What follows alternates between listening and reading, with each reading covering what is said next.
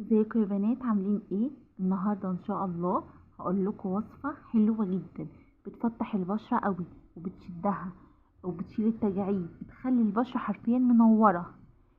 وصفه مغربيه كده. تحفه قوي وسهله. اول حاجه معايا نشا. دي معلقه من النشا. بس قبل ما اكمل الوصفه انزلوا اشتركوا في القناه ودوسوا لايك. النشا دي هنحط عليها ايه؟ اول تاني مكون عندي هيبقى لا اما هنضيف عليها ميه ورد لا اما لبن، اللي عندك سواء دي او دي. هضيف عليها شويه ميه ورد واقلب. لو عندك لبن تقدري تحطي، هيبقى حلو برضو قوي.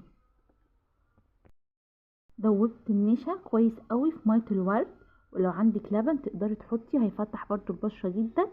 تقدري بقى ممكن قبل ما احط لسه في مكون تالت، ممكن قبل ما احط المكون التالت تقدري تستخدمي ماسك كده سريع تحطيه على بشرتك لمدة ربع ساعة.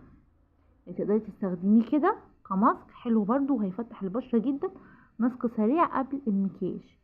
طيب المكون بقى التالت اللي هيخلي الوصفة تحفة ويحارب التجاعيد ويرطب البشرة ويشيل التجاعيد اللي حوالين العين.